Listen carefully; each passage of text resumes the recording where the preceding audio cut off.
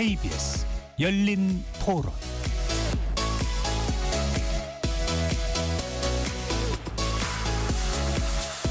안녕하십니까. KBS 열린 토론 배종찬입니다. 취임 12일 만에 G7 다자외교 무대에 데뷔한 이재명 대통령. 이틀째인 오늘 이시바 일본 총리와 첫 정상회담을 가졌습니다. 김민석 국무총리 후보자의 인사청문회 일정이 오는 24일과 25일로 결정됐습니다. 국민의힘은 불법 정치자금 의혹, 사적 채무, 재산 증식 불투명성 등을 집중적으로 파고들며 송곳 검증을 예고하고 나섰습니다. 당정이 20조 원대 2차 추경 경정 예산을 통해 전 국민에게 민생회복 소비 쿠폰을 지급하고 소상공인 부채 일부를 탕감하기로 했습니다. 관련 내용 포함한 주요 정치 현안들 네 분의 패널들과 함께 꼼꼼하게 분석해 보겠습니다. KBS 열린 토론 지금부터 시작합니다. 치열한 토론 속에서 더 나은 세상을 찾아갑니다. 올바른 세상을 만드는 첫걸음. 평일 저녁 7시 20분 KBS 열린 토론. 오늘 토론 함께해 주실 네 분 소개합니다. 강전의 국민의힘 대변인 나오셨고요. 네, 안녕하세요. 이지혜 더불어민주당 부대변인 자리해 주셨습니다. 안녕하십니까. 최수영 시사평론가 나오셨고요. 안녕하세요. 최수영입니다. 최창렬 용인대 특임 교수 함께합니다. 네, 안녕하세요. KBS 열린 토론 문자로 참여하실 분은 샵 9730으로 의견 남겨줄 수 있고요. 단문 50원, 장문은 100원의 정보 이용료가 붙습니다. KBS 1라디오의 모든 프로그램은 유튜브에서도 함께할 수 있으니까요. 많이 들어와 주시고 구독 꾹 눌러주시고 좋아요도 많이 보내주시면 좋겠습니다. 이재명 대통령의 G7 외교 행보가 마무리됐습니다. 이틀간 9개국 정상을 만나 경제 등 다양한 분야 협력 강화 방안을 논의한 후 현재 귀국 중에 있는데요. 역대 대통령 가운데 가장 이른 시기에 국제 무대 데뷔했습니다. 네 분께서 짧게 총평을 먼저 해주신다면요. 먼저 최 교수님부터요.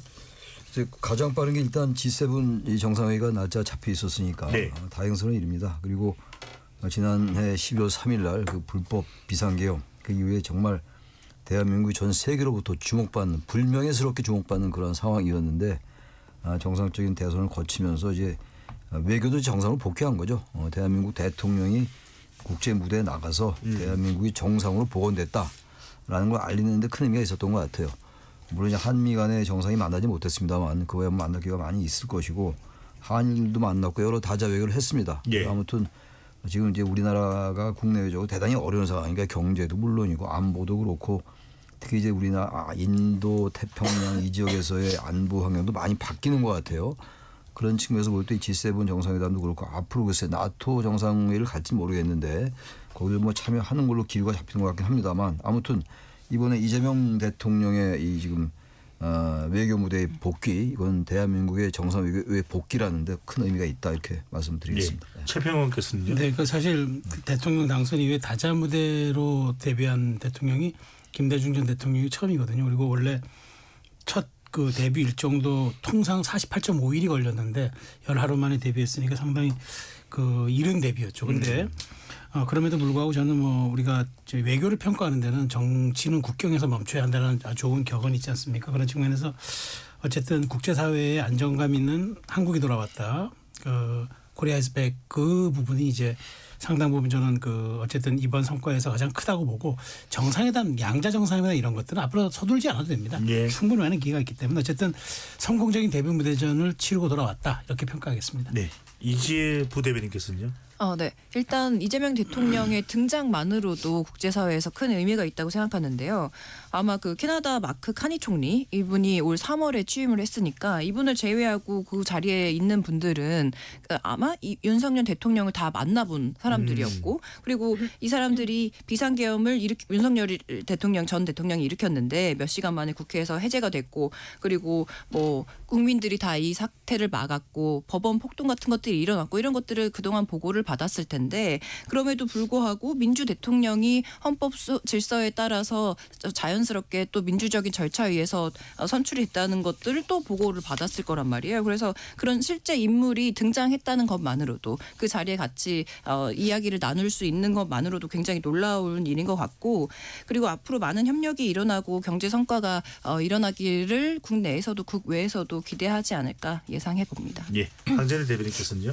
어쨌든 이번에는 활용점정이라고 할 수 있는 거는 미국 트럼프 대통령과의 만남이었을 거라 생각을 하는데 그게 불발된 점이 굉장히 아쉽다고 생각을 합니다. 미국 측에서 어쨌든 사정이 있고 우리 대한민국에 먼저 양해를 했기 때문에 곧 만날 수 있지 않을까라는 생각을 하지만 이번에 이재명 대통령이 취임을 하고 역대 대통령들보다는 미국 정상과의 통화가 다소 늦어진 점 이런 것들이 미국이 지금 민주당 이재명 정부를 신뢰하지 않는 것이 아니냐 한간의 국민들께서 좀 의혹을 갖고 계신 부분들이 있거든요. 이것을 이번에 약식 회담으로서라도 함께 있는 모습을 보이면서 어느 정도 회복할 수 있었을 그 기회가 있었는데 아쉽게 되었다라고 생각을 하고 다음 주에 나토가 있어요. 나토가 있는데 아직도 대통령실에서 나토 참석 여부에 대해서 명확하게 이야기를 하지 않고 있습니다. 이거는 러시아와 중국의 눈치를 보는 것이 아니냐 이렇게 생각할 수밖에 없는 부분들이 있거든요. 이재명 대통령이 나토에 반드시 참석을 해서 거기에서도 국격을 높이는 외교를 하고 그리고 가능하다면 그 과정에서 트럼프 미국 대통령과의 정상회담도 하고 오셨으면 좋겠다라고 생각합니다. 네. 강재래 대변인이 얘기를 꺼냈으니까 그 부분부터 짚어보죠. 최 교수님 보시기에 이재명 대통령의 상당히 그러면 이제 숨가쁜 외교 일정이 됩니다. 네덜란드 헤이그에서 열릴 예정인 나토 정상회의 참석 필요하다고 보시는지요? 전 필요하다고 생각합니다. 오히려 저기 야권에서 나토 정상회의를 꼭 가야만 하느냐라는 의견이 오히려 거기서 나오는 거라고 저는 알고 있는 측면이 있어요. 그런데 러시아, 중국 눈치를 볼 이유가 없는 거죠. 그리고 이 러시아, 중국 그리고 한미일 간의 관계 이건 이 동북아시아 영내에서 어쩔 수 없는 거예요. 우리로서는 그 러시아나 중국에게 우리의 국익을 분명히 알려야 돼요. 중국이나 러시아도 다 자기네 나라들 국익을 위해서 하는 거 아닙니까? 예. 그러니까 전혀 이 부분은 정상회의 안 갈 이유가 없죠. 나토라는 게 이제 안보 회의이기 때문에 거기를 참석하는 게 대단히 신중해야 될 거 아니냐는 생각도 들겠습니다만 오히려 그럴수록 유럽 정상들 그 나토 정상들과 우리가 그 긴密협력할 부분이 있을 거예요. 굳이 뭐 우크라이나 전쟁 이런 거 의식할 필요 없이 그래서 모르겠어요. 아주 분명하게 입장을 밝히고 있지는 않은데 아마 대통령실도 그렇고 이제 외교 사이드에서 안보 사이드에서 상당히 여러 가지 신중한 접근이 있을 겁니다 아마. 그럼에도 불구하고 저는 나토 정상회의는 참가하는 쪽으로 가닥을 잡는 게 맞지 않을까. 그리고 저는 그쪽으로 그렇게 갈 것 같아요. 나토 정상회의 안 갈 이유가 전혀 없습니다. 예. 최평 등에서는 어떻게 보시는지요? 그 이번에 트럼프 대통령과의 만남이 불발됐기 때문에 더 가야 할 이유가 생겼죠. 원래 외교가의 속설 중에 다자외교는 많이 참석할수록 이득이라는 겁니다. 결국 정상이라는 게 결국 외교로 그 글로벌 문제를 풀 수밖에 없잖아요. 전쟁이 아니라면 이제는 풀 수 있는 방법 외교밖에 없는데 각 국가 간의 문제는 그렇다면 다자외교는 좋은 기회죠. 근데 더군다나 이제 나토는 그 말하자면은 이제 진영 블록, 이념 블록이라고는 하지만 사실 유럽의 지금 많은 부분들이 우리에겐 방산 시장뿐만 아니라 원자력 시장 굉장히 이제 비즈니스 자체도 커져 버렸어요. 그럼 실용 외교, 경제 외교를 주축으로 하는 이 대통령 입장에서는 그건 기회 요인이 되는 데다가 물론 이제 뭐 그 북한과 중국과 러시아를 어떻게 변수 관리하느냐는 굉장히 나토에서는 부담이라고 얘기를 일각에서 하는데 예. 언제나 중국과 러시아는 우리의 변수였습니다. 그러니까 그거는 뭐 나토 간다고 해결될 문제가 아니기 때문에 안 간다고 해결될 문제가 아니기 때문에 저는 당연히 참석해야 된다고 보고요. 그 측면에서 이번에 뭐 모르겠습니다. 또 트럼프 대통령과의 그 양자회담 문제가 또 관심사로 부각되겠습니다만은 그것을 번외로 하더라도 저는 비즈니스 자체에서도 가야 되고 또 만약 이번에 가지 않으면은 그 전에 왔는데 왜 안 왔냐는 일종의 불참 변수가 일종의 말하자면 또 다른 이제 그 말하자면 눈에 띄는 불참이 돼버릴 수 있기 때문에 그 점도 고려해서 저는 가는 게 맞다고 생각합니다. 예. 또 하나가 이번 G7 정상회의에서 이시바 시게로 일본 총리와는 정상회담을 가졌습니다. 이재 부대변인 어떻게 보시나요? 상당히 언론 보도된 내용들을 보면 화기애애했다 이렇게 평가가 나오네요. 네, 올해가 한일 국교 정상화 60주년입니다. 한일 관계에 있어서 이재명 대통령이 지금까지 명확하게 사인을 주고 있다고 생각하는데 제가 세 가지 관점을 뽑았는데요. 예.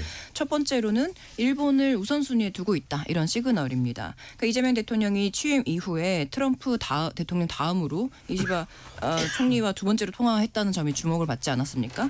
그 시점이 한일 그리고 또 한일 정상회담이 취임 취임 이후에 14일 만이에요. 예. 그러니까 이 전에 정부에서 보면 윤석열 전 대통령은 취임 넉 달 후, 문재인 전 대통령은 취임 2달 후, 그리고 박근혜 전 대통령은 뭐 그때 이슈가 있었기 때문에 1년 후에 진행됐다는 점을 고려해서 봤을 때도 지금 14일 후에 이 정상회담이 진행됐다는 점은 이례적으로 빠르게 우선순위 두고 있다라고 볼 수 있고, 두 번째로는 아까 말씀하신 분위기입니다. 그러니까 취임 후에 이제 이시바 총리랑 첫 통화 때도 그 두 정상 간의 전화 통화 사진이 공개가 되지 않습니까? 예. 그것은 대통령실에서 직접 골라서 유포를 하는 건데, 이재명 대통령이 근래 노출된 사진 중에서 가장 밝게 웃고 있는 그런 사진을 다 보셨을 거예요. 네. 그러니까 그런 사진뿐만이 아니라 이번 한일 첫 정상회담 때도 시종일관 분위기가 좋게 웃으면서 진행이 됐다는 점 이 눈에 띄었고요. 마지막으로 메시지입니다. 가장 중요한 부분인데, 이번에도 과거사는 과거사대로 논의하되 우리가 현재와 미래의 협력을 저해하지 않도록 잘 관리하자, 이런 메시지를 계속 내오고 있습니다. 그러니까 우리가 역사를 부정하고 덮고 갈 수는 없지만 그래도 앞마당을 같이 쓰는 가까운 이웃 나라 입장에서 우리가 미래 성장 동력을 위해서 함께 나아가자, 이런 메시지를 시종일관 이재명 대통령이 내놓고 있기 때문에 네. 그 보수 쪽에서 기대했던 것처럼 뭐 한일 관계가 정색되는 것이 아니라 좀 밝은 협력의 관계가 기대가 된다고 말씀드리고 근데 싶습니다. 제가 하나 말씀드리고 싶은 네. 게 이제 한미일 관계가 미래지향적으로 당연히 가야 되고 이재명 정부가 그걸 많이 의식할 거예요. 이재명 정부가 들어서면 한일 관계가 불편해질 것이다. 제가 최근에 일본의 그 어떤 그 통신사하고 제가 인터뷰를 한 적이 있었는데 그걸 예. 굉장히 걱정하더라고요. 특파원들이. 근데 지금 이제 일본과 우리와의 관계가 당연히 여러 가지 이제 그 이익도 겹치는 부분이 있을 겁니다만 분명히 긴장과 갈등이 분명히 있어요. 단순히 과거사의 문제가 아니라 특히 최근에 지난달 31일 날 일본의 방위상이 말이죠. 국가 간 단일 협력 OCEAN 오션 원 코퍼레이티브 뭐 이렇게 나오는 게 있어요. 예. 이거 뭐냐면 한미일 관계에서 중국과 대만의 어떤 분쟁이 생길 때, 다시 말하면 중국이 대만을 침공할 때 주한미군 유연성에 걸리는 문제거든요. 근데 거기서 일본이 이제 그 기회를 이용해서 영내에서 자신이 주도권 잡으려는 거거든요. 이런 것들이. 그러니까 이런 걸 잘 파악해야 될 겁니다. 아마. 한일 관계 쓸데없는 갈등과 혼란을 부추길 필요는 전혀 없겠습니다만 네.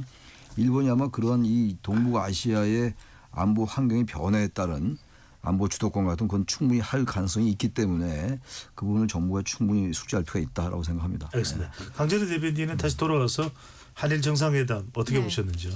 일단은 이재명 대통령이 이번에 G7에 가기까지 뭐 많은 시간이 있지도 않았고 실상은 외교와 관련한 인선도 끝나지 않은 상태에서 갔기 때문에 상견례 정도의 수준이었다라고 생각을 합니다. 한일 정상회담뿐만이 아니라 다른 국가의 정상들과의 만남에 있어서도 어떤 실질적인 소득이 있었다라기보다는 일단은 얼굴을 안면을 트는 정도가 아니었나 생각을 하는데, 그럼에도 불구하고 어쨌든 일본과의 만남은 저희들이 보기에는 조금 더 의미가 있다라고밖에 볼 수 없을 것 같아요. 예. 그동안에 이재명 후보였던 시절에, 그리고 이재명 당대표였던 시절에 보여줬었던 어떤 친중적인 발언들, 이런 것들로 인해서 보수 유권자층에서는 이재명 대통령에 대해서 조금은 불안한 마음을 갖고 있었던 것도 사실이거든요. 그런데 좀 화기애애한 분위기로 이렇게 이야기를 했다는 보도들을 보면서 다행이다라고 생각을 하고, 다만 민주당은 그동안에 윤석열 정부와 저희 이제 보수 정권에 대해서 항상 과거사와 관련해서 계속적인 문제 제기를 했습니다. 왜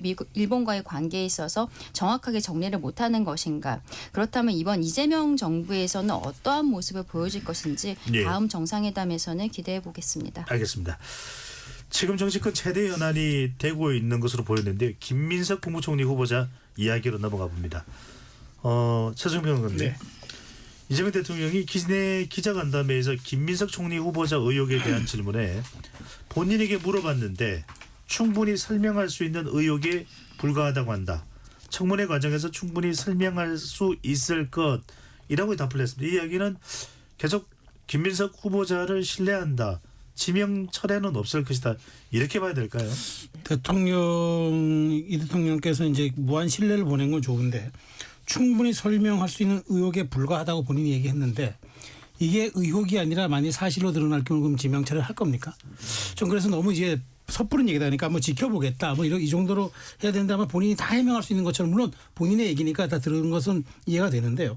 저는 지금 보면은 이게 무슨 고구마 줄기도 아니고 무슨 양파 껍질도 아니고 뭐 계속 지금 이게 나와요. 근데 본인이 지금 새롭게 속속 드러나는 논란마다 제대로 해명하는 게 아니라 과거를 회귀합니다.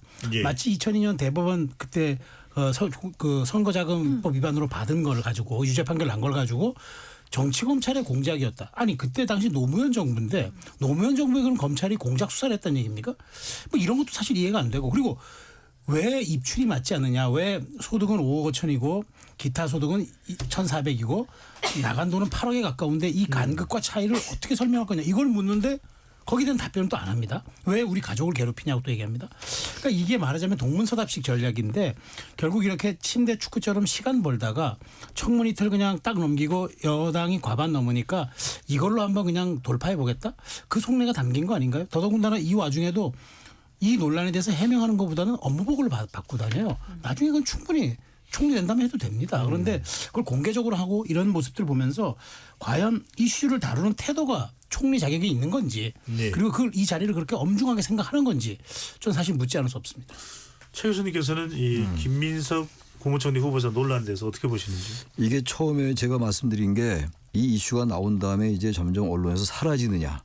이 이슈가 점점 불거지고 더 확장하느냐가 관건이에요. 근데 지금 이게 상황 자체가 이렇게 완전히 그 청문회 때까지 사그러들 것 같지가 않아요 지금. 언론들 보면 사설로 봐도 말이죠. 중도지라고 표방하는 한국일보 사설 같은 경우는 대단히 네. 비판적으로 쓰고 있더라고요. 뭐 중도 진보 보수를 떠나서 근데 어쨌든 간에 뭐 신문의 사설이 중요한 게 아니라 지금 제기되고 있는 여러 가지가 굉장히 다양해요. 과거 문재인 정부 때 했던 뭐 부동산 투기다, 뭐 저기 유장 전입이다 그런 건 없다 하더라도 지금 가장 쟁점이 되는 게 그 이제 그 과징 갚은 거, 변제한 거, 돈은 근데 어디서 났느냐 이게 가장 핵심입니다. 지금 제가 예. 출처를 문제 삼는 거예요 언론은. 근데 출처를 문제 삼고 있는데 이 출처에 대해서 얘기하는 해명이 썩 그렇게 납득이 안 가는 부분이 분명히 있어요. 근데 뭐 청문회 때 이제 밝히겠다고 얘기하는 건데 청문회가 24일, 25일 양일간 잡혀 있으니까 아직 엿새 남았습니다. 그리고 엿새는 네. 짧은 날들이 아니에요. 이게 계속 나올 텐데 이게 이 출처를 어느 정도는 물론 청문회 때 밝히겠습니다만 돈의 출처에 대해서 돈이 어디서 났느냐 그 부분은 분명히 해명을 좀 해야 될 것 같아요. 일단 계산이 안 맞는다는 거 아닙니까 지금 물론 야당이야 당연히 이제 첫 인사니까 어떻게든 흠집을 내려 하겠죠. 그리고 이재명 정부로서는 첫 인사인데다가 총리 후보자이기 때문에 제가 봐도 이거 그냥 돌파할 가능성이 높아요. 그런데 계속 이렇게 의혹이 불거지고 국민 일반이 납득하기 어렵다면은 정권 차원에서도 이거 신중하게 접근할 필요가 있을 것 같아요. 이건 막연하게 무조건 돌파한다. 이렇게만 하지는 않을 것 같기도 합니다. 워낙 이 의혹이 어떻게 되는지 두고 봐야 될 것 같아요. 네. 최 교수님 말씀하신 대로 지금 24일, 25일이 이제 김민석 국무총리 후보자의 청문회가 예정돼 있는데 네. 국민의힘에서 이제 94건의 자료 제출 요구에 김민석 후보자 측이 2건만 답변을 했다고 이렇게 이제 주장을 하고 있습니다. 자료 제출 요구 등이 수용이 안 되면은 자체적인 국민 청문회를 진행하겠다고 얘기를 하는데 어떤 의미를 두고 있는 겁니까? 그러니까 국민청문회라는 것은 결과적으로 우리가 지금 국회에서 하고 있는 청문회와는 별도로 저희가 김민석 후보자에 대한 의혹을 국민들께 보고하는 형태로 매일 하나씩 말씀을 드리겠다 이런 얘기라고 보시면 될 것 같고요. 일단 조금 아까 기간을 이야기하셨잖아요. 24일, 25일 양일 동안 하기로 한 것도 저희 야당 입장에서는 협조를 한 것입니다. 왜냐하면 과거에 윤석열 정부 때 KBS 사장, 방통위원장 이런 사람들에 대한 인사청문회도 3일씩 했어요. 심지어 이진숙 방통위원장 인사청문회 할 때 민주당 의원들은 대전 MBC에 출장까지 갔습니다.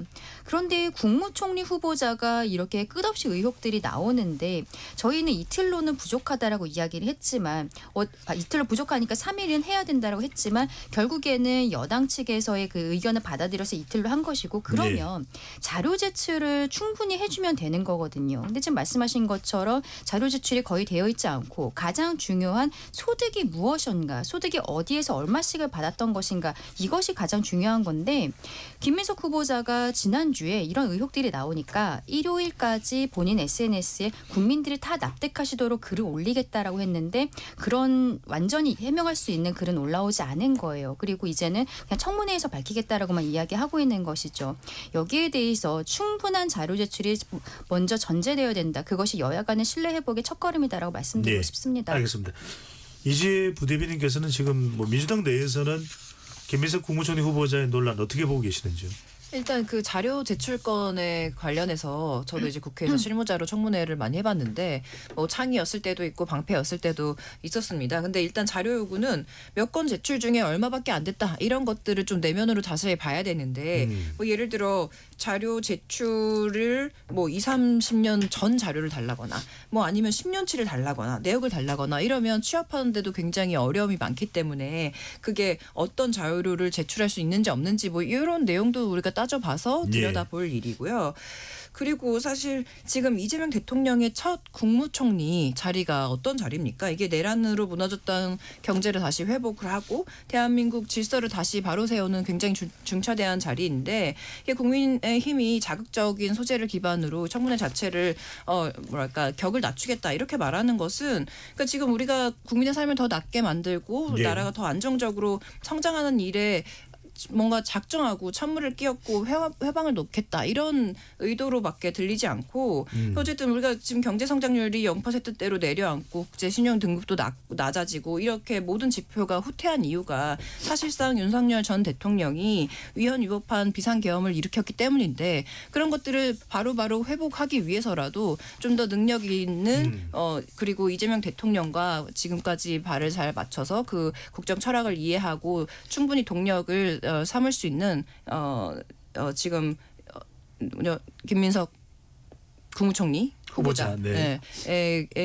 그렇게 너무 말도 안 되는 흠잡기로 발목을 잡아서는 안 된다라고. 아니 이건 생각합니다. 제가 좀 말씀드리고 싶은 네, 게 말씀해 저는 흠잡기로 하면 마냥 볼 건 아니라고 보는 게 물론 뭐 국민의힘도 그렇고 민주당도 그렇고 어쨌든 뭐 상대방 이제 정권에 대해서 이건 반대하죠. 비판하고 당연한 겁니다. 당연한 건데 그런데 문제는 어쨌든 그 제기된 의혹 같은 것들이 그야말로 흠집내기를 위한 것인지 정말로 국민들이 볼 때 이건 문제가 있다라고 볼 것인지가 관건이라고 또 말씀드릴게요. 제가. 예. 민주당에서 계신 분은 전부 이거 무조건 방어하면 안 됩니다. 이거 방어만 무조건 할 게 아니고 방어를 하더라도 논리를 가지고 방어를 해야 돼요. 물론 뭐 지난 비상계엄으로 빨리 이제 정권이 정상을 찾아야 되고 내각도 빨리 이제 원상복구가 돼야죠. 지금 이제 불편한 동거를 하고 있는 상황인데 그러면서 또 이재 부대변인 말씀이 일리가 있습니다만 그럼 애도 불구하고 지금 과도하게 의혹 제기하는 면이 없지 않을 거예요. 국민의힘 말이죠. 그리고 자료 요구도 너무 심하게 많이 해요. 그럼 민주당도 아예 그랬어요. 그 양대 정당이 다 그러니까 그거 가지고 공방하는 거고 그냥 그러니 하는 건데 어쨌든 자금의 출처가 뭔가 의심이 간다는 게 지금 팩트예요. 그 의심이 팩트라고요. 근데 의혹이 팩트인 거죠. 근데 그게 뭔지 모르는 거죠. 의혹으로 그칠 것인지 정말 김소 후보 측이 얘기하는 것처럼 아무 문제가 없는 것인지 정말로 이게 문제가 있는 것인지 아직 모른다고요. 모르기 때문에 그 부분을 민주당도 그렇고 김민석 후보 측이 정확하게 해명할 필요가 있어요. 이거는 알겠습니다. 딱 나올 수 있습니다. 이거. 네. 그래서 최종필 의원가 지금 국민의힘은 10대 결격 사유라고 이야기를 하고 있는데 뭐 10대 결격 사유를 소개해 주면서 가장 핵심적인 쟁점 잘 지금 납득이 되지 않는 부분 어떤 부분인지 한번 말씀해 주시죠. 그러니까 10가지 뭐 중에 뭐 각종 전과에 대한 대국민 사과 뭐 반미 전략 이거는 중요한 거 아니에요. 저는 뭐 이거는 뭐 아무것도 아니라고 보고 지역구 위장 전입 의혹도 사실은 뭐 이거 그렇게 큰 흠결 아닙니다. 근데 제일 중요한 거는요 돈의 흐름이에요. 자 세금이 있는 곳에 소득이 있는 곳에 세금이 있어야 되잖아요. 5억 5천만 원 벌었는데 13억이 나갔어요. 이 8억에 간 그걸 뭘로 설명합니까? 설명을 안 해요. 설명하라고 얘기했더니 이거는 기타 소득이라는 거예요. 그래서 기타 소득 찾아보니까 세무서 다 뒤져서 보니까 1,400만 원 뿐이 없어요. 그럼 뭘 어떻게 하는 얘기입니까? 그리고 또 하나 더 중요한 거. 말하자면 정치 공백기에 후원 받을 수 있어요. 그런데 후원 받은 사람이 지난번 정치자금법 위반으로 같이 처벌받은 사람이 계속합니다. 그 사람이 근무했던 회사의 감사까지도 돈을 보냅니다. 꼬리를 안 끊어요. 그 얘기 뭐냐면 물론 이제 뭐 신용불량이 돼서 어렵다고는 하지만 굉장히 말하자면은 부정한 돈을 받았을 수도 있다는 가능성이 있기 때문에 이건 굉장히 중요하다. 지금 이 부대변인께서 이런 말씀하셨어요. 내란으로 무너진 나라 다시 세워야 됩니다. 그러니까 반듯한 후보가 나와야죠. 왜 흠결투성의 총리 후보자 세우면 되겠습니까? 우린 그걸 묻는 건데 그러니까 국민의힘 쪽이나 언론들은 그걸 묻는데 대답을 안 해요. 대답을 안 하고 무조건 이제 청문회 때 가서 얘기하겠다고 하는데 저는 이슈보다도 이슈를 다루는 태도가 더 중요합니다. 근데 장관 재청권을 모든 가진 그 정말 1인지와 만인지상의 총리 후보자가 이렇게 시간 벌기용으로 가는 거 이게 더 큰 문제라고 생각합니다. 네. 이제 부대변인께 여쭙겠습니다. 이쯤 되면 대체로 이제 인사청문회는 당사자 측이 준비를 하는 것이니까 지금 국무총리 후보자가 또 국무총리실에서 지원을 하고 있는 걸로 아는데 민주당으로서는 첫 총리가 상당히 중요하지 않습니까? 당 차원에서 이런 부분들을 좀 해명하고 같이 논거를 준비하고 이럴 수도 있지 않겠습니까? 일단 지금 김민석 국무총리 후보자가 24일, 25일 그 청문회에서 네. 모든 것을 소상히 밝히겠다 이렇게 뭐 자신감을 내비치고 있고 민주당 내에서도 당연히 청문회를 잘 준비하고 있고 메모드급으로 지금 준비를 철저히 하고 있기 때문에 논란을 좀 잠재우고 능력을 제대로 평가할 수 있는 그런 청문회로 만들어 갈 수 있지 않을까라는 기대를 하고 있는 상황이긴 합니다. 잠깐만요. 이 부분은 최 교수님 말씀 듣고 강전의 대변인으로 가겠습니다. 물론 당사자가 준비하는 건 맞는데 예. 사실 이걸 좀 명쾌하게 해명이 돼야 김민석 국무총리 후보자도 국무총리가 됐을 때 그렇겠죠. 여론의 동요 없이 국정 운영을 지원할 수 있을 것이고 이재명 대통령도 지지율에 별로 타격을 또 안 받는 그런 또 마무리가 될 텐데 당 차원에서 적극적으로 나서서 지원을 해주는 방안은 어떻게 보시는지? 근데 당 차원에서 하고 싶어도 지금 그 당에서 방어할 수 있는 그리고 해명할 수 있는 이러한 자료가 당에 충분히 가 있는지를 모르겠어요. 그 뭐 부대변인께서 나와 계시니까 더 잘하시겠습니다만 이제 부대변인 더 잘하시겠는데 전 전혀 민주당 내부를 모르니까 그래서 이 김미석 후보자도 당에도 그런 자료를 줄 필요가 있을 것 같아요. 그리고 자료를 당장 준비하기 어려운 것도 있을 겁니다. 너무 과거 오래된 자료를 요구하는 것도 있는 것 같은데 그렇더라도 당 차원에서도 무조건 국민의힘이 우리를 흠집 내려간다라고만 할 게 아니라 흠집 내려는 의도 있죠. 왜 없겠어요. 정치가 원래 그런 건데 그건 그렇게 넘어가는 거고 아무튼 간에 분명한 자료는 필요한 것 같아요. 그렇지 않고 이게 이제 과반 의석이 넘으니까 예. 국회 동의가 될 거 아니겠어요? 뭐 거의 100% 되겠죠. 그럼 대통령 임명할 가능성이 대단히 높습니다. 그러면 1호 인사이기 때문에 상당히 이제 집착을 할 텐데 임명이 되면 뭐 그냥 가는 거예요. 가긴 가는 건데 다른 인사도 아니고 총리 인사이기 때문에 총리에 대한 임명이기 때문에 말이죠. 국회 임명 동의이고 그렇기 때문에 이거는 당 차원에서 분명하게 이제 그 해명을 해줘야 되는데 글쎄 얼마나 많은 자료가 좀 준비 중에 있는지 그건 두고 봐야 될 것 같아요. 단정하기 어렵습니다. 지금. 강전의 대변인 어떻게 보시는지? 지금 과정에 있어서 민주당이 어떻게 보면은 인사청문 과정의 의혹들을 본인 스스로도 자료가 없기 때문에 일단은 감싸고 있는 것이 아닌가라고 생각이 듭니다. 근데 오늘 인사청문 특위 그 증인 신청 과정을 보면은 저는 이게 너무 어이가 없다라고 생각하는데 민주당 측에서 신청한 증인에 윤석열 전 대통령, 김문수 전 후보 그리고 윤석열 정부의 국무위원 이런 사람들을 총리 청문회에 증인으로 신청을 했단 말이에요. 이거야말로 정말로 정치적인 물타기가 아닌가라고 생각할 예. 수밖에 없는 것입니다. 도대체 김민석 후보자가 총리가 되는 데 있어서 이 사람들을 불러야 되는 이유가 무엇인지 국민들로서는 전혀 납득을 할 수 없는 거거든요. 민주당에서는 뭐 국민의힘에서 전처라든지 가족들을 부르는 거 너무 과하지 않냐라고 하면서 가족 프레임을 계속 씌우고 있는데 저희 국민의힘에서 명확하게 말씀을 드린 것이 전처에 대해서 증인을 신청하지만 전처가 그냥 이제 아들에 대한 학비를 전처가 전적으로 부담했다라고 김민석 후보자가 이야기를 하고 있는 거잖아요. 자료 제출을 충분히 하게 된다면 그것만으로 됐다. 증인으로 나오지 않아도 된다라는 것을 명확하게 말씀을 드렸습니다. 근데 자료가 지금 전혀 들어오지 않고 있는 상황이고 거기에 대해 민주당은 가족 프레임을 씌우면서 본인들은 오히려 정치 공세로서 윤석열 전 대통령, 김문수 후보 이런 사람을 증인으로 신청하고 있는 것 이게 우리 국민들께서 어떻게 받아들이실지 저는 굉장히 의문이다라고 생각합니다. 네, 이 부분부터 이지혜 부대변인께 확인을 하고 좀 넘어가겠습니다. 방금 전에 강전의 대변인이 국무총리 인사청문회의 증인으로 더불어민주당이 윤석열 전 대통령, 윤석열 정부 인사들을 증인으로 채택하겠다고 하는데 무슨 이유가 있습니까?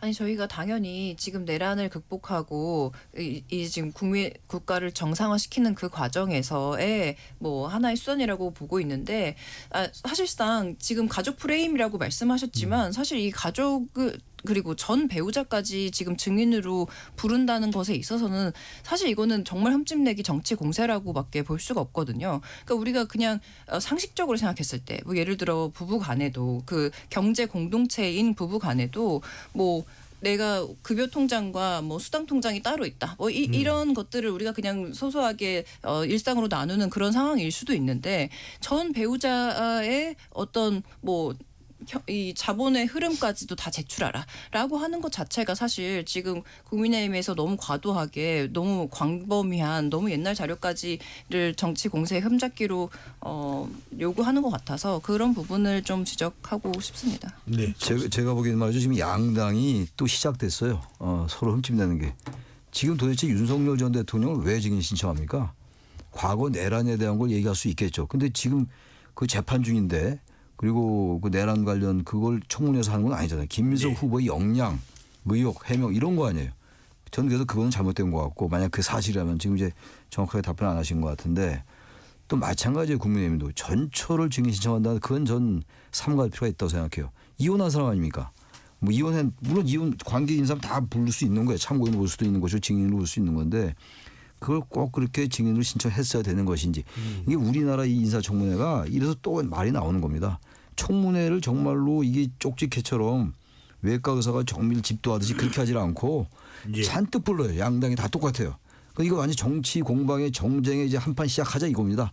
양당 다 비판 안 할 수가 없어요. 이런 상황에서는 제가. 근데 짧게 저도 말씀을 좀 드려야 될 게 네. 이게 좀 사실관계 때문에 그러니까 전처에 대해서 현 부인과 전처에 대해서 증인 신청하면 국민의힘이 하겠다는 건 이거예요. 아들 유학 자금을 전처가 됐다고 그러고 이제 가족이 예. 됐다고 하니까 그러면 그 증빙하게끔 한번 물어보자는데 전제 조건이 있습니다. 한국은행의 모든 외환은 한국은행에 다 입출금 기록이 남습니다. 모든 외환 송금 기록. 그러니까 그거를 이제 볼 수만 있다면은 그 자료를 제출한다면 안 부르겠다고 했어요. 그러니까 간단히 얘기하면은 그거는 이제 당사자 동의가 있어야 합니다. 개인정보이기 때문에. 그래서 예. 그것만 동의해 준다면 전처나 현 배우자를 부르지 않아도 되는데 그게 지금 아직 클리어가 안 됐어요. 그러니까 그게 안 되면 나오는 거고 그게 되면은 안 부르겠다고 하는 겁니다. 근데 이걸 가지고 그러면 이제 아들의 유학 자금이 거의 2억 원 가까이가 들어갔다는데 예. 그럼 그걸 안 보고 어떻게 소명합니까? 그러니까 저는 그 부분은 김민석 후보자가 알았다. 내가 이거 동의하겠다고 해서 한국은행에서 외환 입출금 기록만 국회 인청에 제출해 주면 돼요. 근데 왜 그걸 뭐 부인의 눈에 실핏줄이 터졌다는 등 이렇게 저는 감성적인 표현하면 안 된다고 봅니다. 사실과 검증을 좀 해보자는데 왜 자꾸 감성의 영역으로 들어갑니까? 저는 네. 그거는 좀 올바르지 않다고 봅니다. 이제 부대변인께 여쭤보면 이 서류를 내면 굳이 증인 신청에 응하지 않아도 될 것 같은데 서류를 제출 못하는 이유가 있을까요? 아니 그러니까 우리가 그냥 간단히 서류만 내라라고 하는 거는 굉장히 쉬운 일처럼 느껴질 수 있는데 네. 이것은 이미 다른 가정이고 이미 지난 일이기 때문에 그래서 내가 국무총리가 될 거니까 지난 배우자에게 뭐 이런 걸 다 달라라고 요구하는 것 자체가 굉장히 어려운 사이일 수도 있지 않습니까? 저는 너무 당연히 이게 그렇게 쉽게 결정되고 이루어질 일은 아닐 것 같다는 생각이 듭니다. 강자리 대변인 생각은 어떤지요? 근데 이 아들이 지난 뭐 총선 과정, 아버지의 선거 과정에 있어서도 막 돕기도 했고 본인이 미국으로 이제 유학 갈 거다 이런 것들을 언론과도 인터뷰를 하고 뭐 이런 것들이 영상들이 돌아다니고 이랬었어요. 그러면은 어쨌든 아들이 학교를 다니고 있다라는 부분들 그러면서 뭐 엄마랑 살면서 아빠랑도 사이가 괜찮다라는 거잖아요. 예. 그럼 그 과정에 있어서 저는 소명할 수 있는 부분들 다 소명할 수 있다라고 생각을 하거든요. 그 어려운 일이 전혀 아닌 거예요. 근데 이것을 가족 프레임화 시킨다는 것은 저는 전혀 맞지 않다라고 생각을 합니다. 알겠습니다. 추가로 이 김민석 국무총리 후보자 관련해서 좀 이야기하고 싶은 부분이 있으신가요? 최창희 아니 뭐 교수님. 같은 얘기인데 네. 지금 이게 첫 인사인데 잘 다뤄야 돼요. 이거 이재명 정부가 그야말로 국가를 정상화시키고 내란 극복하고 경제 회복하고 국민 통합하겠다는 거 아닙니까? 지금 당연한 거고 그렇게 가고 있는 걸로 보여요. 저도 아주 긍정적으로 평가하고 있고. 근데 이게 첫 인사인데 국무총리 인사인데 생각보다 좀 많이 나오는 것 같아요.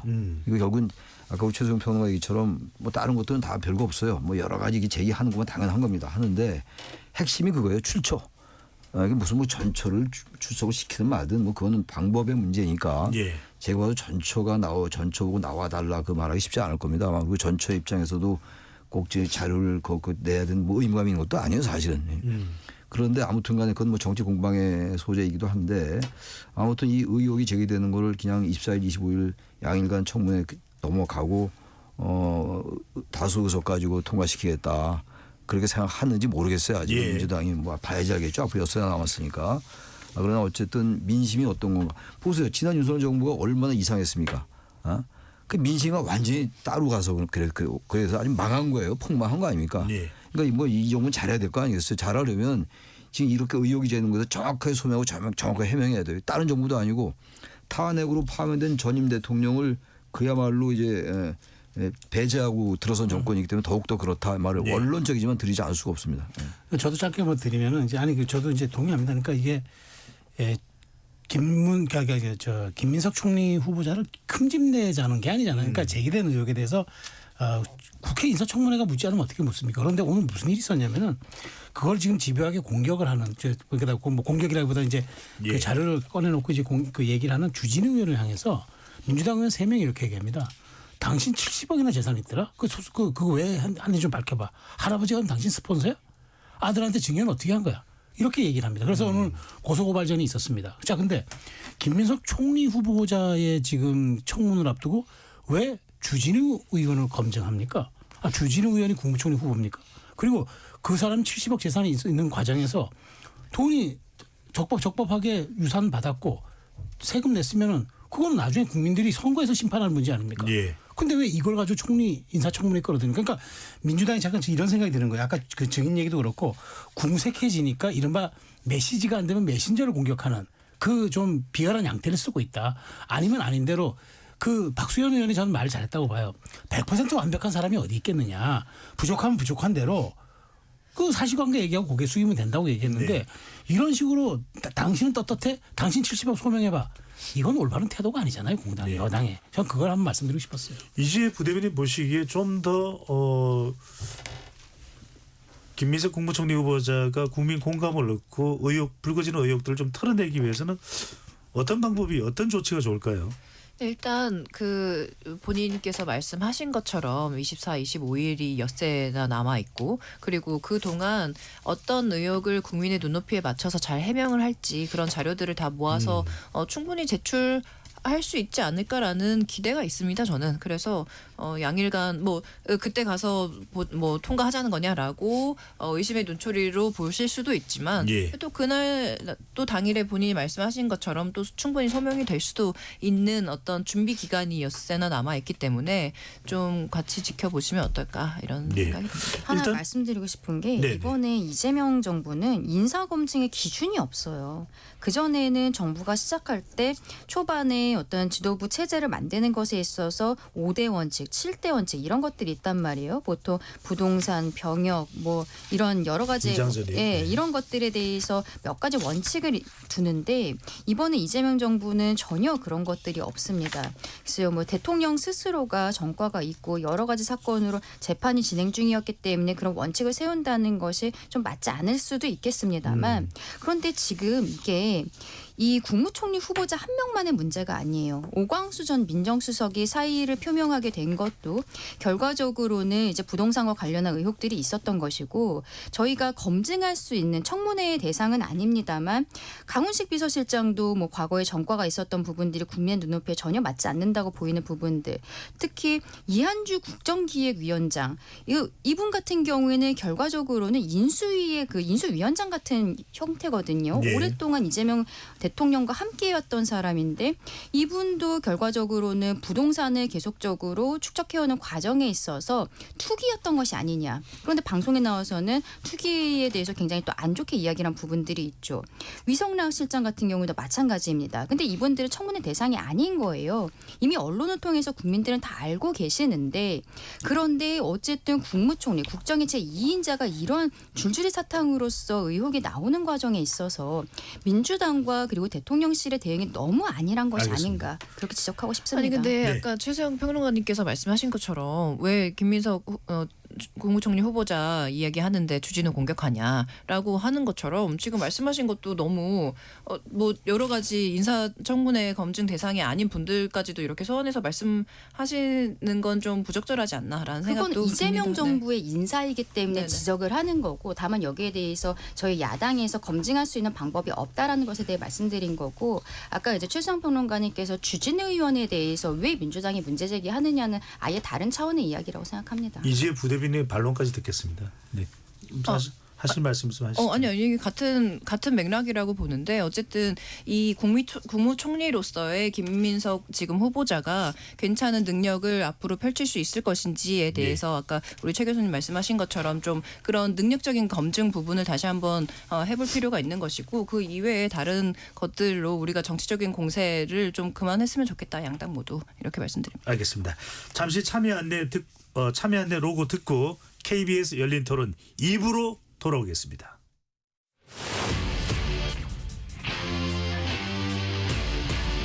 토론에 정답은 없습니다. 토론이 세상을 바꿀 수도 없습니다. 하지만 질문은 새로운 세상을 만들 수 있습니다. 질문으로 올바른 세상을 만드는 첫걸음 KBS 열린 토론.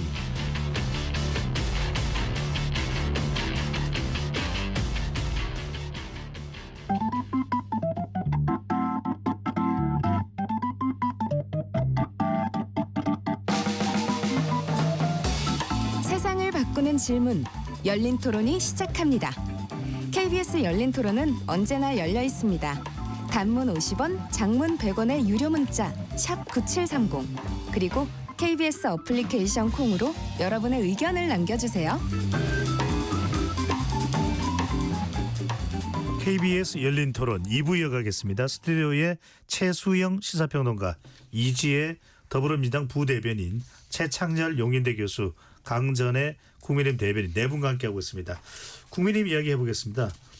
최수영 평론가께 여쭤보고 싶은데요. 네.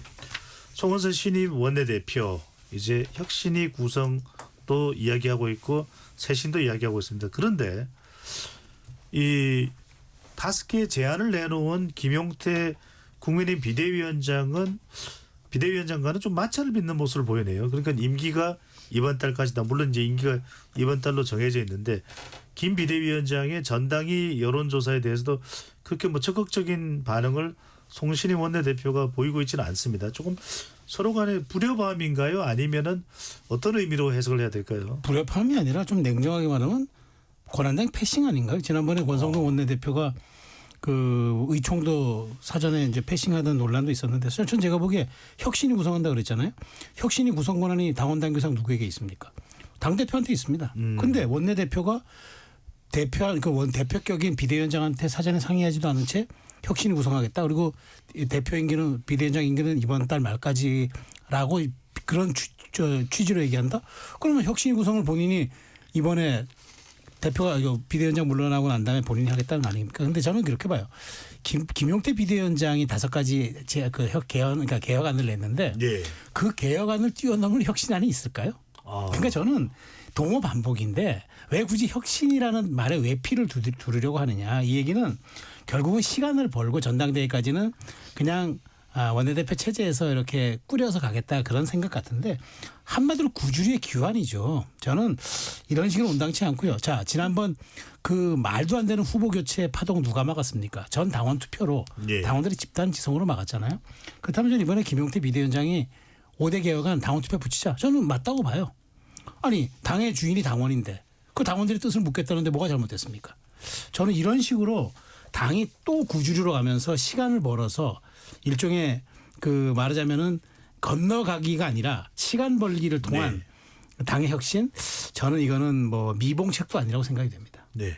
지금 국민의힘 상황 어떻게 보는지 네 분과 최수영 평론가 말씀했습니다만 나머지 세 분과도 이야기를 나눠보면 좋을 것 같은데요.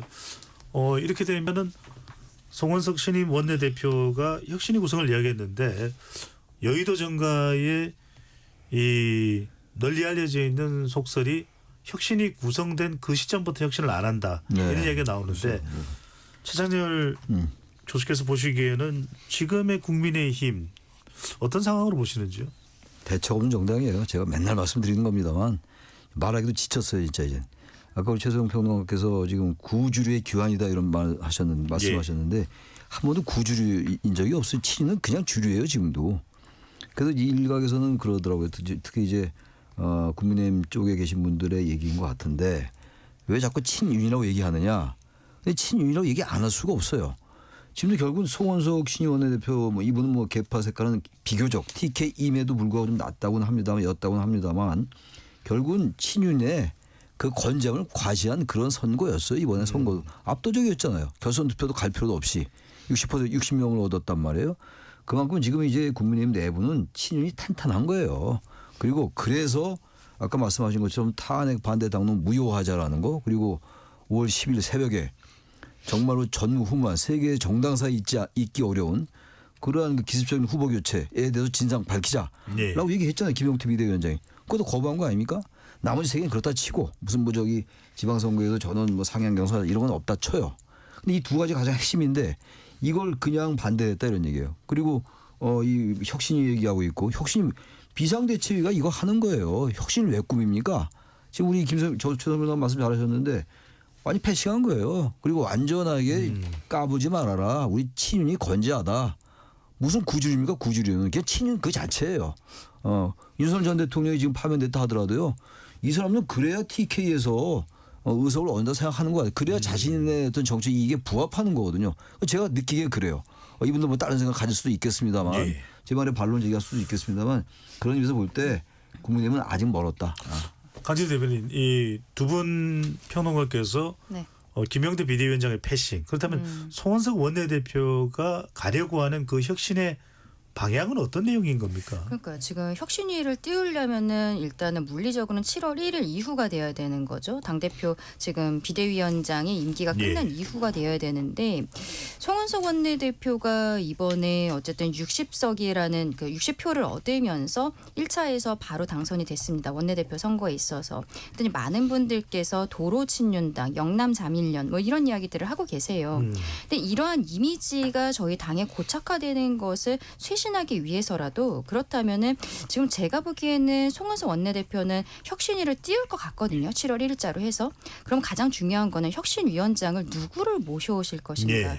이 부분이 가장 핵심이 되지 않을까라고 생각을 해요. 본인이 가지고 있는 TK의 이미지 그리고 주류의 이미지 이런 것들을 넘어선 중도 확장적인 인물을 모셔와야 되는데 이게 또 이제 저희가 조기 전당대회도 하겠다라고 송원석 원내대표가 이야기를 하고 있단 말이에요. 그럼 혁신위 자체가 오래 가지 않을 것으로 보이고 조금 아까 최수영 평론가님 얘기해 주신 것처럼 김용태 비대위원장이 이야기한 것 이상의 혁신을 어떻게 보여줄 건가도 되게 고민이 있을 부분인데 예.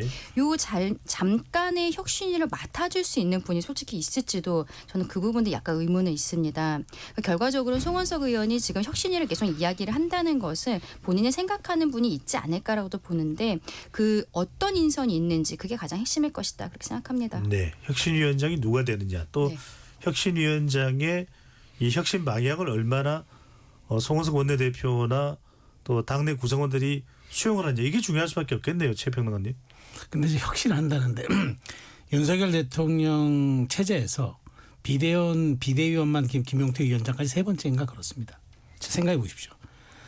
윤석열 여당 때 비대위를 세 번 했다는 거는 늘 비대위할 때마다 뭐라고 합니까? 뼈를 깎는 혁신을 하겠다 이게잖아요. 더 이상 깎을 뼈가 있을까요? 저는 제가 보기에 더 이상 깎을 뼈가 없어요. 근데 무슨 뼈가 자꾸 없다. 예, 그러니까 결국 이게 동호 반복이에요. 그러니까 저는 차라리 김용태 비대위원장 안을 받으라는 겁니다. 그걸 왜 못 받아요? 저는 아니 더 이상의 혁신 방향이 뭐가 있을까요? 난 그걸 한번 묻고 싶어요. 그러니까 이거는 시간을 버는 혁신이에요. 자 그러면 당 이름을 바꾸고 당을 해체해서 다시 구성하고 이 정도 나옵니까? 저는 그래서 결국 이거는 김용태 비대위원장 6월 30일까지 그냥 이렇게 좀 들러리 세우다가 네. 7월 달 그냥 외부 혁신이 구성한다는데 글쎄요. 진짜 뭐 저는 혁신이 구성하면 볼 겁니다. 어떻게 구성하는지. 네, 최 교수님께 여쭤보고 제가 이재 부대변인께는 양당 신임 원내대표 만남의 이 주제를 가지고서 가겠습니다. 최 교수님께 이거 여쭤보겠습니다. 지금 조기 전당대회는 송원석 신임 원내대표가 국민의힘 원내대표가 한다고 이야기를 했거든요. 그랬어요. 예. 자, 초미의 관심사는 지금 많이 전달되고 있는 이야기가 한동훈 전 원내대표의 출마가 전당대회에 기정사실화되다가 최근 들어서 정말 출마를 할 거냐. 네. 이런 상황이라면 이런 당내 분위기라면 출마에 대해서도 고심에 들어가지 않겠냐. 어떻게 보시는지요? 일단 이제 한동훈 전 대표 얘기를 꺼냈으니까 혁신이 잠깐 그 말씀 드리고 혁신위를 하면 뭐 하냐고요. 한동훈 쫓아내고 이준석 쫓아낸 정당이 바로 국민의힘이에요. 비교적 개혁적인 사람들인데 아무튼 그건 일단 하나 말씀드리고 한동훈 전 대표는 절대로 안 된다. 절대로 하면 안 된다. 그게 친윤의 확고한 생각인 것 같아요. 제가 볼 때. 차라리 그 지난번에 나왔던 얘기가 그거 아닙니까? 차라리 이재명 대표가 되는 게 낫다. 대통령이. 한동훈이 되면 안 된다라는 생각 얘기도 있었다는 거 아니에요. 다 지나간 일입니다만. 근데 지금 보세요. 김문수 후보는 지금 뭐 철봉하는 것도 사진에 나왔고 훌라 돌리는 거 뭡니까? 돌리는 거. 훌라후프. 대왕 훌라후프. 대왕 훌라후프입니까? 그거 지금 보여주는 이유가 뭐겠어요? 당권에 도전하겠다는 의지로 보여요. 예. 그 해석이 될 수 있는데 충분히. 근데 지금 그래서 여론조사 결과 정확히는 모르겠는데 김문수 후보가 만만치 않을 거예요. 근데 한동훈 전 대표 입장에서 볼 때는 그렇다고 지금까지 한동훈 전 대표의 이 정치 행태를 보면은 도전할 것 같아요. 그분은 이 어떤 상황이면 반드시 도전하는 스타일인 것 같아요. 제가 항상 말씀드리는 게 조금 좀 호흡을 길게 가질 필요가 있을 것 같긴 한데 또 반대로 정치라는 게 또 잊혀지면 또 그걸 사라지기도 해요. 예. 장단점도 있는 거긴 합니다만 한동훈 전 대표가 여러 가지 숙고할 거예요. 이 상황 속에서 과연 전당대회 통해서 들어간다 대표가 된다 하더라도 예. 조기 전대 한다 하더라도 과연 이 친윤의 지금 그 벽을 넘을 수 있을까 생각도 할 것 같아요. 근데 제가 볼 때 한동훈 전 대표 출마할 가능성은 없다고 봅니다. 저는. 예. 네. 요것만 짧게 최수영 평론가께 여쭤보겠습니다. 한동훈 전 대표 출마 가능성 높을까요? 낮을까요? 높다고 봅니다.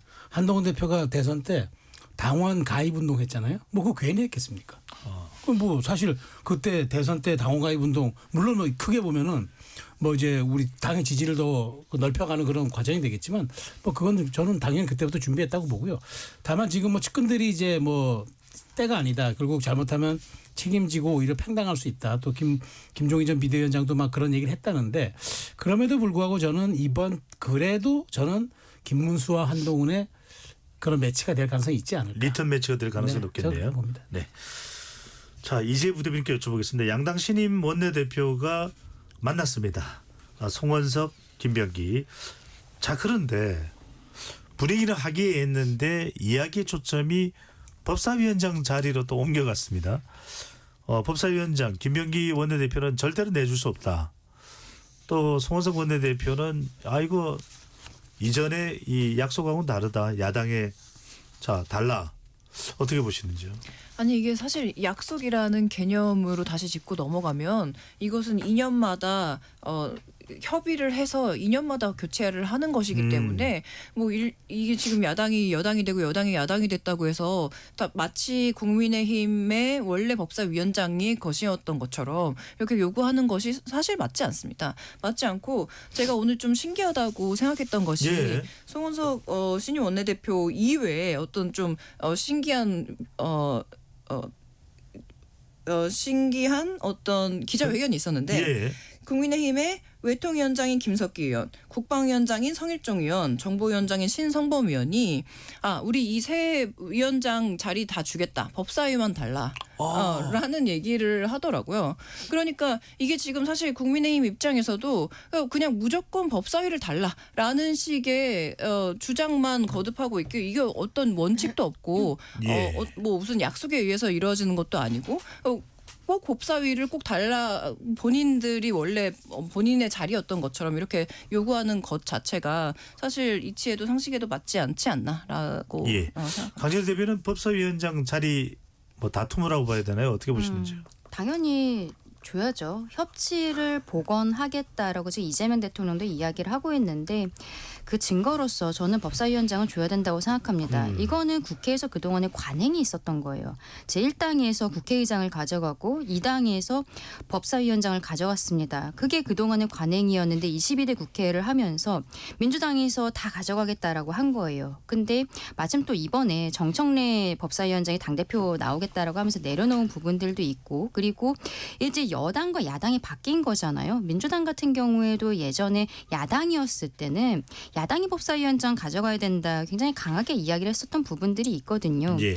근데 민주당이 법사위원장을 못 주겠다라고 하고 있는 이유는 뭐 이번에 1호 법안으로서 3특검법 이런 것들 하기도 했습니다만 정책적인 부분들 이런 것들이 법안이라는 형태로서 진행돼야 되는 것들이 있는데 국민의힘이 계속 발목 잡기 하려는 것 아니냐. 이게 서로 신뢰가 없기 때문에 주지 못하겠다라는 거예요. 이거 자체가 신뢰 회복에 있어서 민주당이 먼저 보여줘야 되는 모습이 있는 게 게 아닌가 생각합니다. 다만 김병기 원내대표가 최근에 이제 원내대표로 선출이 됐는데 그 과정에서 상대방 후보였던 서영교 의원도 마찬가지였고 법사위원장 자리는 절대 줄 수 없다라는 걸 이야기했어요. 그게 권리당원 이번에 20%가 들어갔잖아요. 그러니까 이게 공약처럼 되어버렸기 때문에 김병기 위원장 입장에서는 지금 당장 만약에 법사위원장 자리를 줘버리면은 당원들로부터의 특히 강성 당원들로부터의 굉장한 반발이 있을 거라고 저도 생각이 들거든요. 예. 민주당 안에서도 여러 가지 의견이 있을 수 있겠다라고 생각합니다. 알겠습니다.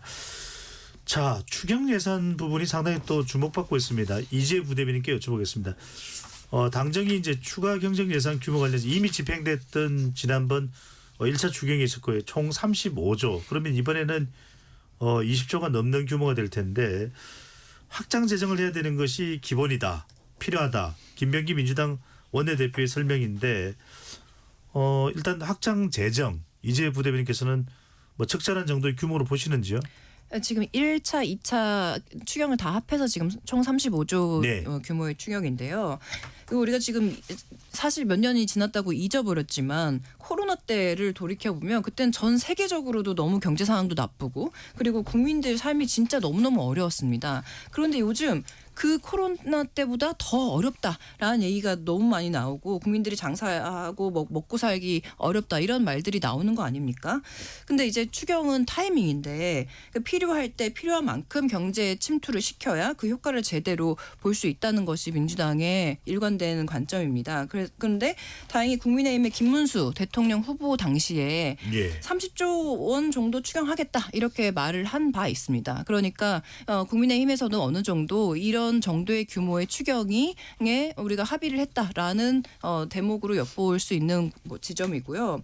그리고 지금 아까도 말씀드렸듯이 0% 성장대를 이어가는 상황에서 쓸 돈이 있어요. 국민들이 돈을 쓰고 그러니까 경제가 돌아가고 꺼져가는 경기 불씨를 살릴 수 있지 않을까. 그래서 지금 저희가 얘기하는 35조 정도의 추경은 정말 최소한으로 필요하다라고 보여집니다. 네.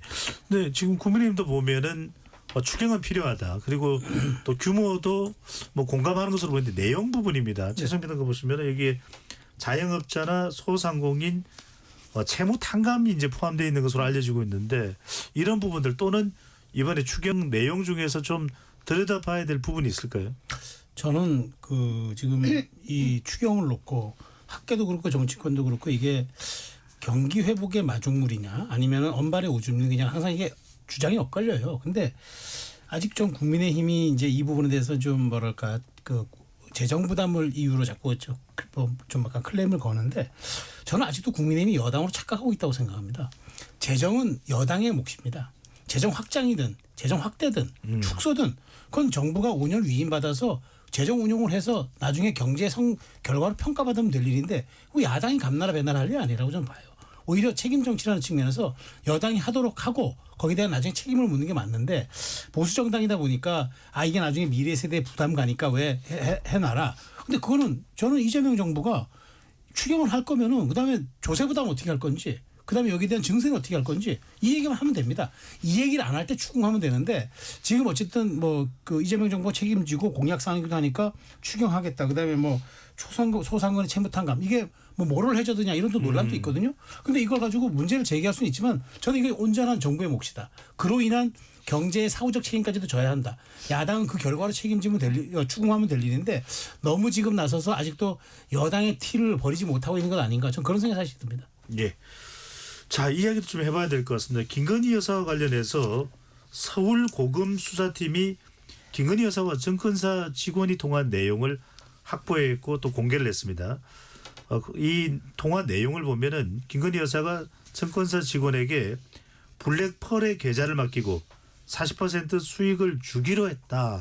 이런 내용이 포함되어 있다고 하는데 이렇게 되면서 이렇다면 주가 조작을 알고 있었던 거 아니냐라는 이 문제가 제기됩니다. 강진호 대변인 어떻게 보시는지요? 그렇죠. 작년 10월에 중앙지검에서 결국에는 이제 불기소 결정을 할 때 그 주된 이유가 수익 보장 약속 이런 것들에 대해서는 증거가 없었다라는 이야기를 했거든요. 그런데 최근에 4월부터 서울고검에서 재기 수사가 되었고 이 과정에 있어서 김건희 여사 소유의 계좌가 있는 한 증권사를 압수수색을 했는데 거기에서 증권사 직원과 김건희 여사가 통화한 녹취가 수백 개가 발견이 되었다는 거죠. 근데 이 안에서 40%의 수익을 블랙펄에 주기로 했다. 이 의미는 이게 정상적인 거래가 아니다라는 것을 알고 있었던 것이 아니냐 이런 의혹들이 있는 거고 또 다른 언론사의 그 보도에 따르면은 그 통화를 했었던 직원 같은 경우에는 김건희 여사가 주가 조작을 알고 있었다라고 본인은 그러니까 직원은 그렇게 생각하고 있었다 이런 인터뷰가 아니죠. 이런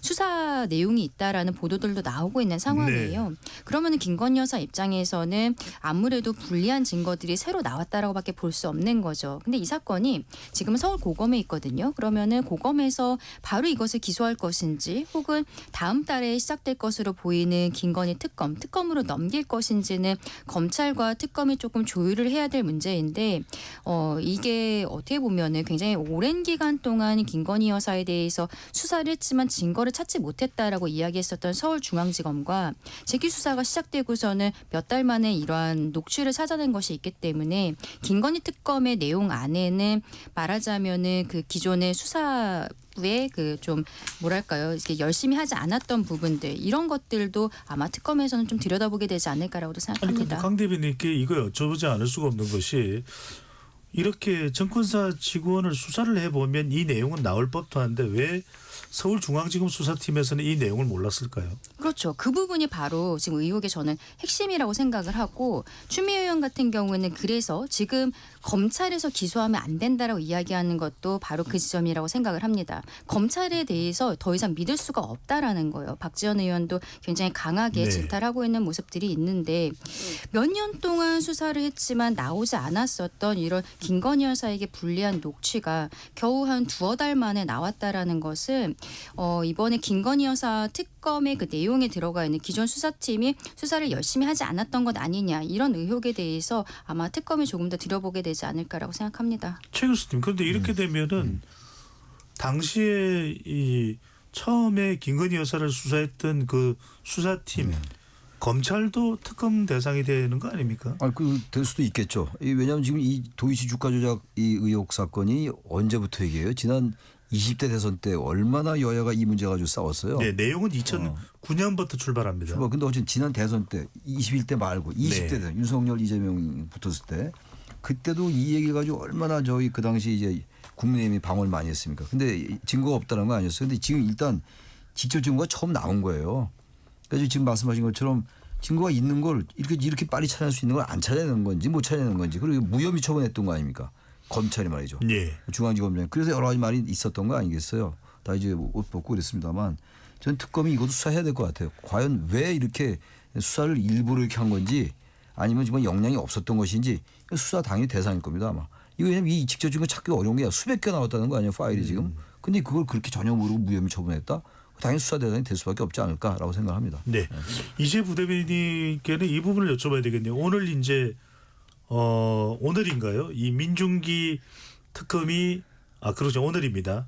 김혜수 사건을 수사해온 검찰 수뇌부를 만났다고 하거든요. 그리고 지금 이 녹취록도 공개가 됐습니다. 일단 주가 조작 사실을 알고 있었던 것으로 볼 수 있는 거 아닌가 하는 녹취록인데 그렇다면은 민중기 특검이 검찰 수뇌부라고 하면은 뭐 고검 차장이 됐든 일 텐데 어떤 이야기를 나눴다고 봐야 될까요? 일단 이 말씀부터 드려야 되는데 지금까지 검사 위의 여사라는 말이 횡행하게 돌지 않았습니까? 그러니까 이 검사가 수사를 제대로 하지 않고 여사가 이런 모든 것들 다 컨트롤하고 있다. 뭐 어제 오늘 이야기 나오는 것도 지금 뭐 이 녹취록뿐만이 아니고 비화폰으로 뭐 검찰총장이라던가 뭐 민정수석이라던가 이렇게 이 본인의 사건을 앞두고 여러 가지 통화를 했다는 점도 우리가 밝혀줘야 되고 그래서 우리가 지난 몇 년 동안 특검을 빨리 통과하자 하자라고 이야기를 하고 주장을 했는데 윤석열 전 정부에서 이 특검을 자꾸 거부권 행사를 하면서 미루고 미뤘던 것이 지금에 와서 지금 적체가 된 겁니다. 그리고 지금 김건희 여사의 특검 수사가 예. 최장 172일이라고 하나 지금 수사 혐의점이 벌써 16개나 되고 지금 같이 이 녹취록이 또 이렇게 풀려 나온다거나 아니면 녹취록을 분석했더니 또 다른 혐의점이나 또 다른 이해관계자가 또 나온다거나 이러면 굉장히 수사 범위가 넓게 확대될 수 있기 때문에 이게 지금 172일로도 그리고 뭐 40-50명의 검사가 붙어서 이것을 다 수사를 철저히 할 수 있을지 이런 것도 너무너무 걱정이고요. 예. 아까 그 질문으로 돌아가서 오늘 그러면 무슨 이야기를 할 것이냐라는 얘기에 대해서 뭐 언론에서 밝힌 바에 무슨 따르면 얘기를 나누었는지. 네. 그 이제 사건 이첩을 해달라 그리고 검사 수사관을 파견해달라 이런 것들을 공식을 요청을 했다고 하는데 사실 이것도 굉장히 걱정인 게 지금 앞서 말씀 나누신 것처럼 그동안 검찰이 이 문제를 알고도 덮었는지 몰라서 무능해서 이 부분을 밝히지 않은 건지는 잘 모르겠으나 예. 어쨌든 굉장히 수사가 미진한 부분이 있고 그런 내용을 어쨌든 우리가 그동안 수사 기록을 이첩을 받아서 자료를 분석해야 되는데 예전에 박근혜 전 대통령 국정농단 특검의 경우에는 박영수 특검이 임명된 지 닷새 뒤에 검찰로부터 1톤이 넘는 자료를 받았다고 해요. 알겠습니다. 네, 그러니까 이런 것들을 다 정리해서 분석하는데도 시간이 걸리고 우리가 앞으로 발표낼 네. 것이 많다. 이제 부대변인 말씀을 듣고 있으면은 이 고금에서 기소하기보다는 김건희 여사 관련해서는 특검팀에서 특검에서 좀 더 수사를 하고 난 이후에 기소하라는 의미가 아닐까 싶은데 특검팀은 내일 법무부, 공수처, 경기 남부청을 면담해서 인력 파견 등 논의가 된다고 합니다. 자, 그런데 최수명 의원 시간이 뭐 많지 않습니다만 김건희 특검 해봐야 별 나올 게 없다는 것이 윤석열 정부의 내내 입장이었는데 이 녹취록이 공개되면서 조금 상황이 달라지지 않을까요? 뭐 스모킹건이 될 수도 있겠죠. 근데 저도 그 지난번 주목할 만한 거는 지난번 이제 이창수 중앙지검장 탄핵안이 이제 기각되면서 그때 이제 했던 얘기가 있어요. 왜 그 적극적인 증거 확보에 임하지 않았냐. 예. PC 뭐 메신저 등등 문자 뭐 등등 여기에 대해서 그 헌법재판소에 좀 질타가 있었어요. 질타가 있으면서 그럼에도 불구하고 이제 탄핵은 안 된다 이렇게 한 건데 저는 5개월간 못 찾았던 5년간 못 찾았던 걸 한 달 만에 서울 고검 찾았다. 어쨌든 이거는 뭐 수사 능력의 문제인지 의지의 문제인지 저는 뭐 알 수는 없겠습니다만은 이 부분이 앞으로 특검 수사에 굉장히 동인이 될 걸로 보고 지금 어쨌든 3대 특검 중에서도 지금 김건희 특검이 가장 특검보가 빨리 임명되고 수사의 속도가 붙지 않습니까? 예. 어쨌든 그런 것까지 감안한다면 이 부분은 앞으로 좀 변수가 될 것 같다는 생각이 듭니다. 네. 김건희 여사는 또 아산병원에 입원을 했다라는 뉴스 보도가 전해졌는데 앞으로 어떤 상황이 될지도 지켜보도록 하겠습니다. KBS 열린 토론 이것으로 모두 마무리하겠습니다. 네 분 토론 고맙습니다. 감사합니다. 지금까지 KBS 열린 토론 배종찬이었습니다.